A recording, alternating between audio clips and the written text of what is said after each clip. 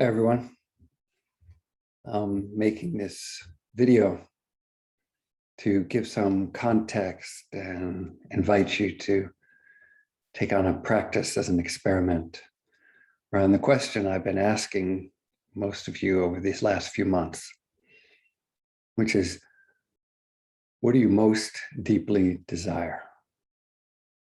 Or what is your deepest heart's want? Some version of that. So the reason I've been asking you that question is because over the years, being in the school quite a long time, I can see that people still can be vague or unclear or not even take advantage of the power and the energy and the Shakti of their own desire, whatever that desire is, particularly around spirituality. So my hope is that by looking within, really going to what I would call the center of your heart, or a deep heart chamber, and taking some time to feel what it is that exactly that you want. Not me, not Hamid, not the school, your partner, other teachers, society. That there is clearly a wanting in your soul, a deep wanting in your soul for you to be in the school this long. What I notice is that by being more explicit with it, getting closer to it, being more intimate with it, it enables us to access the power, the love, the force in that wanting. Sometimes we call it the flame. But if we spend time feeling the wanting itself, feeling the wanting directly, it opens up all sorts of energy and possibilities. And we need those to deal with the identifications, and the obscurations, and all the ways we move away from our wanting. We know all those. So I want to invite you over the next few months, let's say 3 months, when you wake up in the morning, let the first thing you do, or one of the first things you do, is to ask yourself, what do I really want? What do I most want? What is my deepest heart's desire? And simply feel what happens when you ask yourself the question. And by doing it day after day, you'll get more familiar with this wanting. You'll get more familiar with the obstacles. You'll get maybe more familiar with judgments, because all sorts of things can arise. If you feel into your wanting, maybe you feel like you're wanting too much, you'll never get it, or you don't deserve it. Any number of things can arise.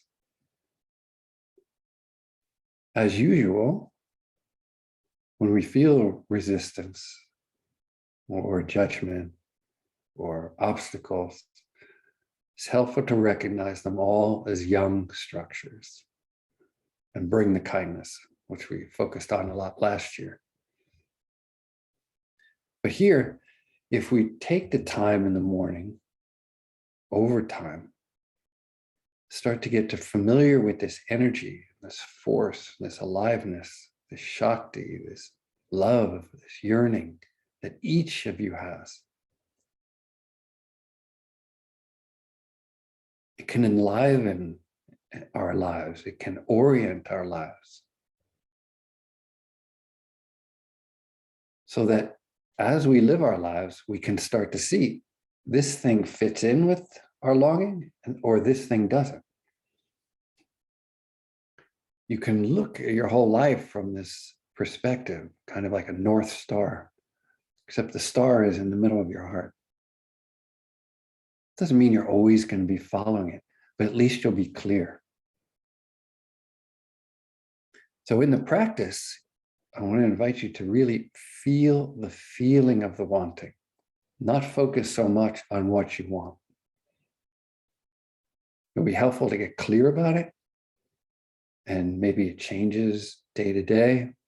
Maybe you know it first day and that stays the same for 30 days or 90 days, I should say. Maybe sometimes you have what you want.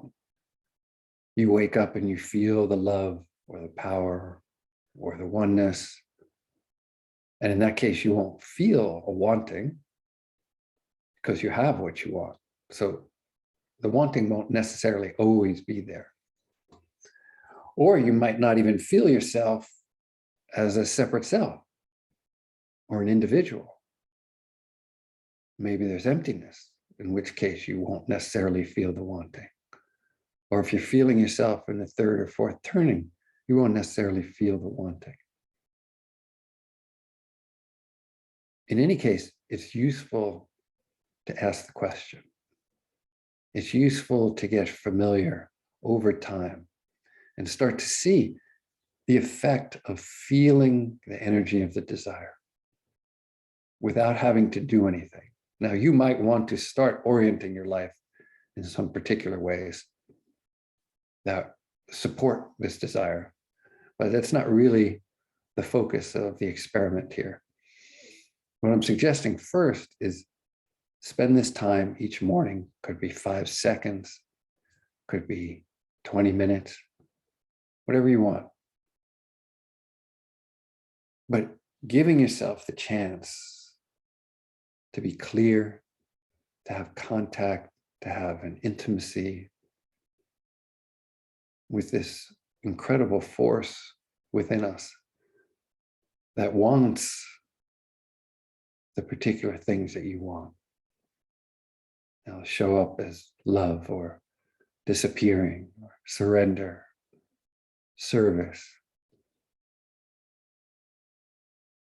But it would be useful for you to find out what it is particularly for you. And sometimes, especially in teaching like the Diamond Approach, when the teaching is vast, the vehicles, and central qualities, and turnings and dimensions, there's a way that we can sometimes lose track of what it is we exactly want and orient towards the teaching. This practice will help you orient towards your intimate, particular desire or desires, you'll see. So I'll be asking the question, of course, over the next few months, but the invitation is for you to try it out for yourself and see what happens. So until next time, be well.